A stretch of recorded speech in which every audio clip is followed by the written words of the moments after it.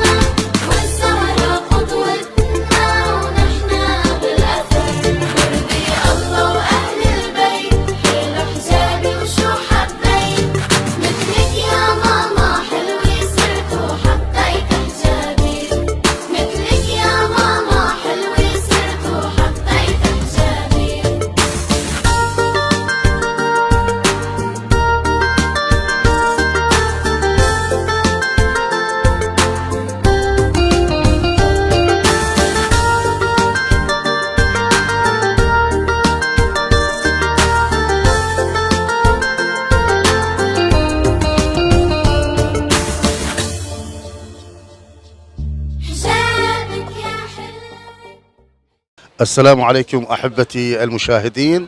اليوم نحن في هذا الكرنفال الجميل اللي نظمته إدارة مدرسة الشيخ عبد الكريم الشمري الابتدائية للبنات. حقيقة أن الشرف اليوم أن نلتقي بالسيد مدير عام تربية بابل اللي حضر في الميدان بهذا الكرنفال الجميل. أستاذنا العزيز، اليوم أنت رئيس الهرم للمنظومة التربوية والتعليمية في بابل.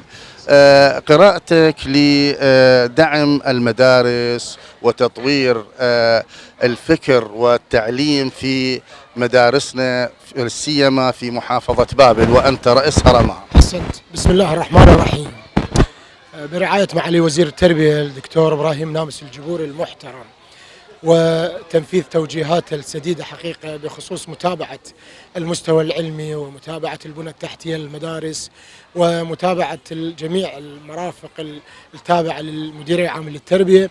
ساعين نحن حقيقة منذ تسنمنا المنصب بتاريخ 5/2 في المديرية، ساعين إلى أن نحقق نتائج متميزة حقيقة. ونحن الآن بدأت البوادر من خلال الأبنية المدرسية اللي أمامنا أيضا جناح من قبل المديرية اللي هو بناء يكون من قبل وزارة التربية لفك الازدواج الثلاثي، ونسعى أن نفك الازدواج الثنائي. اليوم حقيقة حضرنا في مدرسة الشيخ عبد الكريم، هنالك دعوة من قبل إدارة المدرسة، ونحن مسرورين بحضورنا هذا اليوم برفقة السادة مدراء الأقسام والأخوة في نقابة المعلمين. حضرنا البرنامج الصحي الذي بدأ منذ يوم أمس في وزارة الصحة بإعطاء اللقاح لأبنائنا التلامذة لرياض الأطفال والتلامذة في المراحل الابتدائية، واللي بدأت هاي الحملة منذ يوم أمس ولمدة 10 أيام. وأيضا حضرنا الكرنفال الجميل اللي حضرتك أنت تحدثت عنه.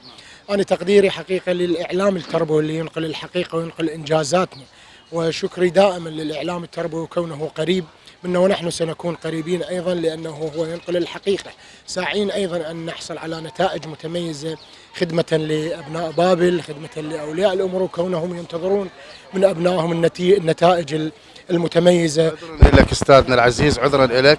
أنت اليوم اسم لامع إن شاء الله في المنظومة التربوية ورقم صعب بالمنظومة التربوية، واستلمت أو تسنمت هذا المنصب حديثا، يعني مو فترة قديم يعني طويلة بالزمن، وإنما نريد نعرف هل هناك بارقة أمل بتطوير وتحسين الواقع التربوي والتعليم في المحافظة من خلال بناء مدارس، يعني تأهيل المدارس، ترميم مدارس، يعني أكو بارقة أمل في تحسين هذا الواقع الخدمي؟ نعم احنا الآن يعني في محافظة بابل الحقيقة يعني البنايات التي أنجزت هذا العام وستنجز أيضا خلال العطلة الصيفية مثل ما تحدثت لك. أنا حقيقة أريد يعني الدوام الثلاثي انتهى حاليا عندنا، هذه كبنى تحتية. احنا الآن منفتحين على حقيقة الدول الإقليمية من خلال تطبيق البرامج اللي موجودة، يعني من خلال البرنامج الصديق الناقد والمعايير التي على ضوءها يتم تقييم المديرية ويتم تقييم مدراء الأقسام ويتم تقييم الإشراف التربوي والمشرفين التربويين وإدارات المدارس. نعاهدكم حقيقة أنتم كإعلاميين، نعاهد أبناء بابل أن نسعى جادين حقيقة ليلا ونهارا، وأنتم مثل ما تابعتوا يعني تابعنا البناء والصيانة حتى في الليل في شهر رمضان، أن تكون نتائج متميزة إن شاء الله. وهذا يعني فخر إلنا حقيقة أن كإدارة جديدة أن نترك بصمة في بابل ونحافظ على النجاحات التي تحققت من خلال المدراء الذين توالوا على المديرية. شكرا جزيلا. علي راجي ناجي، مدير عام تربية بابل. قال الإمام علي عليه السلام: ما الفضل إلا لأهل العلم، إنهم على الهدى لمن استهدى دلاء، وقيمة المرء ما قد كان يحسنه، والجاهلون لأهل العلم أعداء، فقم بعلم ولا تطلب به بدلا، فالناس موتى وأهل العلم أحياء. الآن نبدأ بفعالية هذا الاحتفال تقدمها لنا تلميذات الصف الرابع. للمعلم وفه التبجيلا، كاد المعلم أن يكون رسولا. قم للمعلم وفه التبجيلا، كاد المعلم أن يكون رسولا. علمت أشرف أو أجل.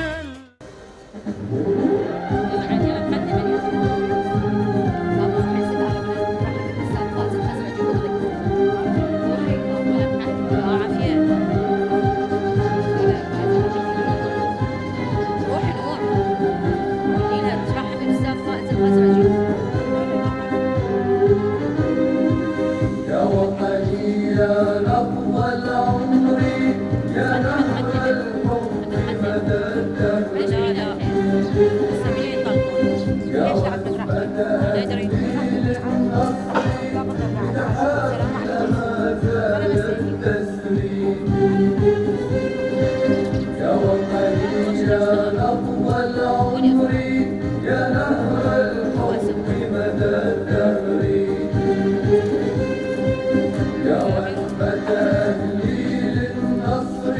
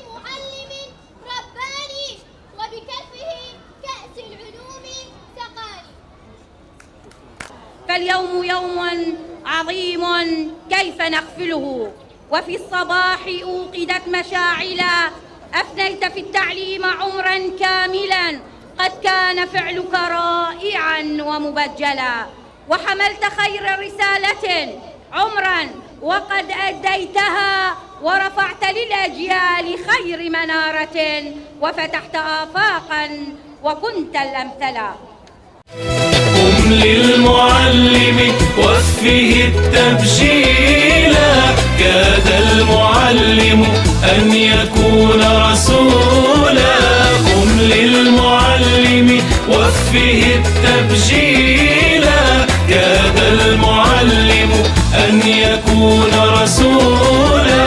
علمت أشرف أو أجل من الذي يبني وينشئ أنفسا وعقولا.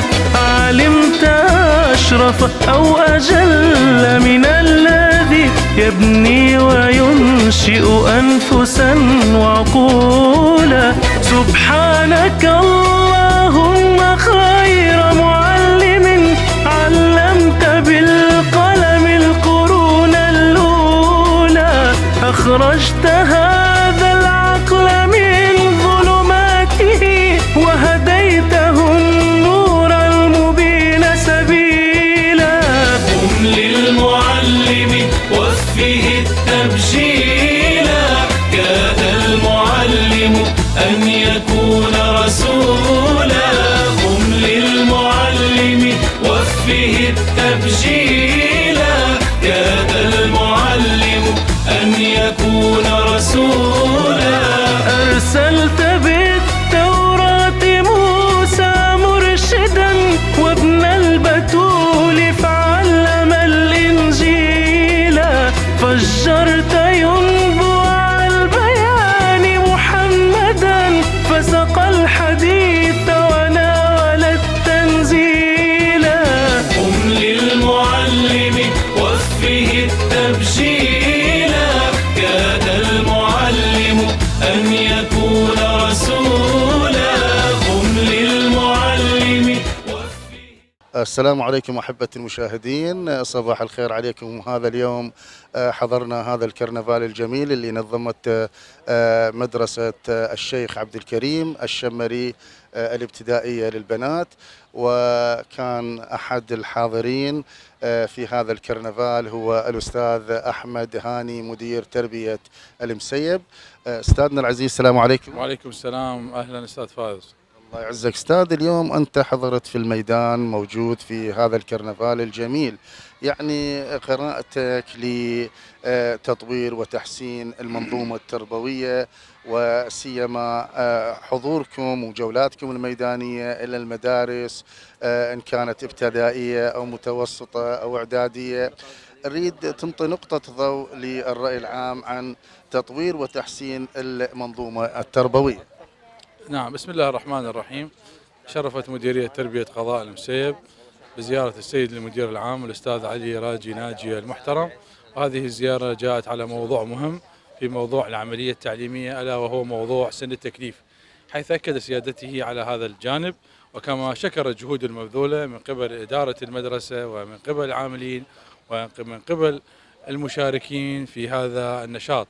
واعتبر هذا النشاط هو من أهم الأنشطة التربوية، كونه هو الذي يعطي الهدف الأسمى للعملية التعليمية. زين، العفو استاذ، عندكم لاحظنا احنا اليوم بعض التلميذات لديهم القدرة على حقيقة الثقافة العامة، القدرات والإمكانيات. حتى لاحظنا سلامة اللغة العربية عندما إحدى التلميذات اللي تحدثت إلى السيد مدير العام بكلمات رقراقة عذبة، يعني حقيقة حتى في بعض الأحيان مستواها يفوق حتى أساتذتها. لاحظناها سلامة اللغة العربية. هل لديكم خطة أو خارطة طريق بدعم الفائقين في المدارس؟ نعم، بالتأكيد السيد المدير العام ضمن خطة المديرية العامة بقسمها قسم الإشراف التربوي أنه هناك اختبارات لأبنائنا التلاميذ والطلبة، واختبارات تكون ضمن الأعمار المحددة لكل طفل أو لكل تلميذ عذرا ولكل طالب، من أجل أن تكون هذه القدرات والإمكانيات هي في أرض الواقع، ومن أجل أن تكون قادر، أو من أجل أن يكون التلميذ أو الطالب قادر على استثمار هذه الطاقات. بارك الله بك استاذ احمد، ما نريد نطيل عليك، لكن سؤال اخير.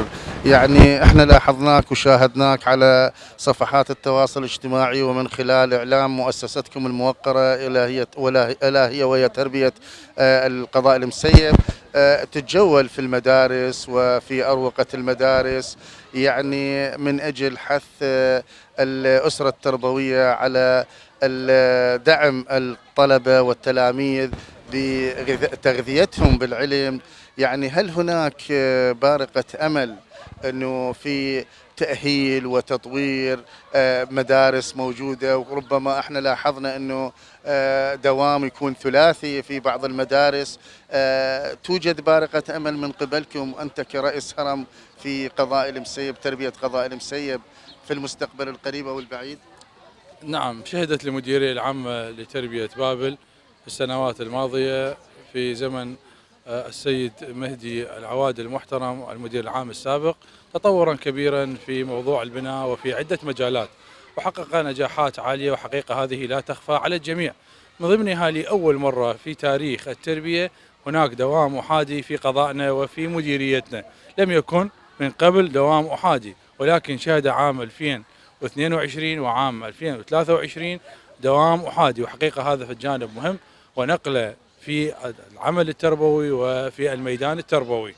وأما بخصوص الميادين التربوية فزياراتنا إلى الميدان التربوي ضرورية جدا ومهمة، وعملنا كمديرية عامة وبتوجيهنا من السيد المدير العام أنه نكون ميدانيين وقريبين من الميدان دائما. وسبب ذلك أنه احنا اليوم لا نستطيع أن نحقق الأهداف المرغوب بها أو الأهداف اللي نطمح لها أو الأهداف الأسمى الذي نحن من أجل اليوم كان يعني من أجل اليوم احنا من أجله مكرسين كل جهودنا إذا ما كنا قريبين من الميدان التربوي. إذن يعني بتعبير آخر أنه احنا اليوم مدير التربية هو ليس مكتبي، بل هو قريب من الميدان، وهو أن يكون في الميدان التربوي، وإذا لم يستطيع يوميا فأن تكون هناك متابعة مستمرة، وأن تكون هناك طريقة الوضوح سهلة وبسيطة. بهذه المناسبة أنا أحب أشكر إخواني إدارات المدارس جميعا على المستوى الثانوي وعلى المستوى الابتدائي وعلى مستوى رياض الأطفال لوجودهم في الميدان 24 ساعة خلال أوقات الدوام. يعني مدراءنا أبطال حقيقة يمتلكون المهنية العالية، وكذلك ينفذون التوجيهات من قبل المدير العام في الاجتماعات الدورية وفي الاجتماعات الخاصة، لأنه اليوم نلاحظ مدراءنا حققوا أيضا نجاحات ونسب عالية بأذرعتهم وبملاكاتهم. شكرا لك أستاذ أحمد. أنا أحمد هاني عبيد مدير تربية قضاء المسيب. أشكر الإعلاميين الإخوان جميعا، أشكر الحضور جميعا، وبارك الله بالجهود المبذولة، والسلام عليكم ورحمة الله. شكرا لك أستاذ. أن يكون رسولا هم للمعلم تبجيلا كاد المعلم أن يكون رسولا. يا أرض مذ فقد المعلم نفسه بين الشموس وبين شرقك حيلا. ذهب الذين حموا حقيقة علمهم واستعذبوا فيها العذاب وبيلا. قم للمعلم وفه التبجيلا كاد المعلم أن يكون رسولا. قم للمعلم وفه التبجيلا كاد المعلم أن يكون رسولا. فهو الذي يبني الطباع قويمة وهو الذي يبني النفوس عدولا. وإذا المعلم لم يكن عدلا مشى روح العدالة في الشباب ضئيلا. قم للمعلم وفه التبجيلا كاد المعلم أن يكون رسولا.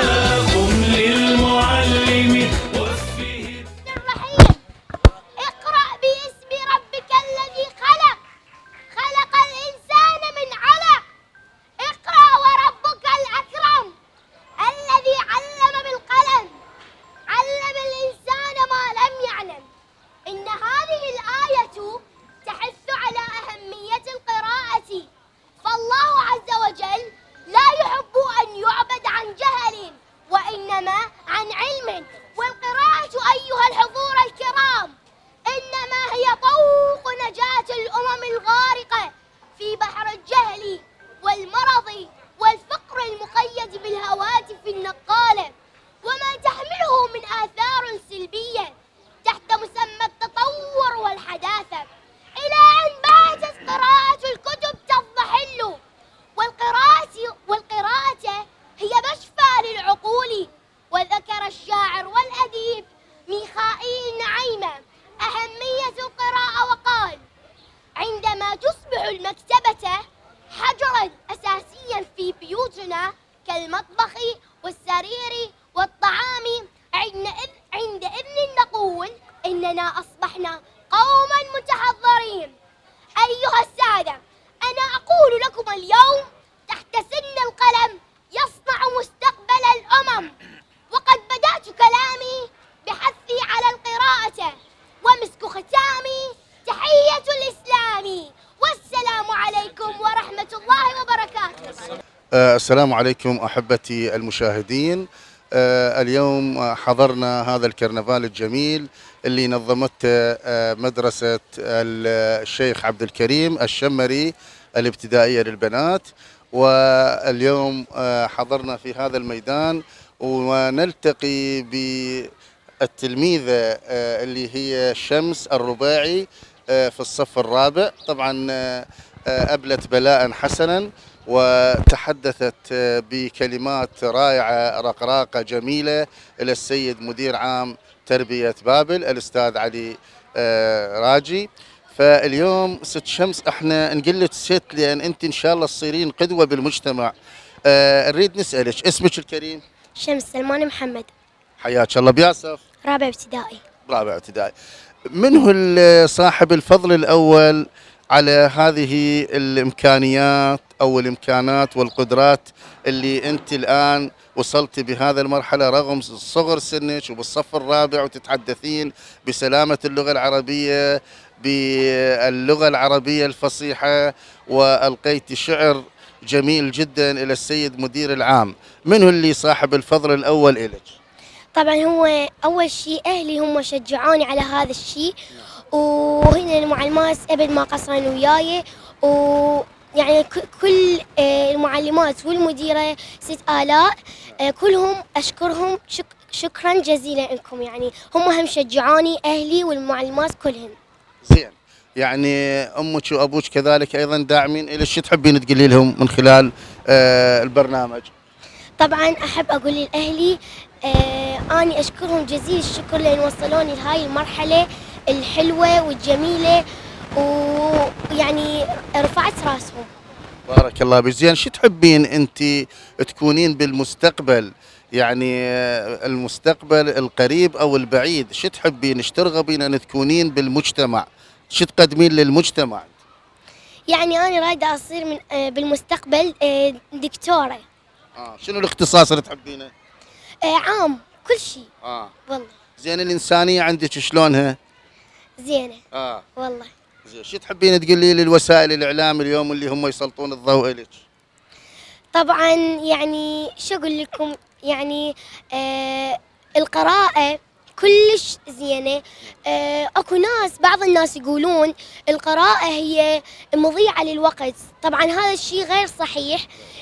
بدلا اصلا هي القراءة يتعلمك شنو اللي حواليك، شنو اللي يمك، شنو اللي وراك.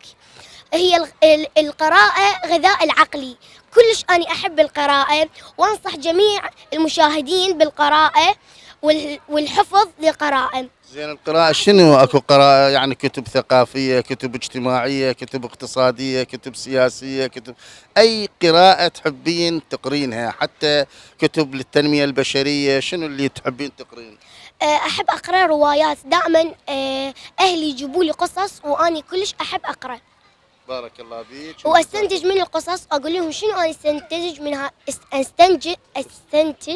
من هاي القصه. هم لانكم يجيبوا لي قصص اهلي. بارك الله بيك والله يحفظك.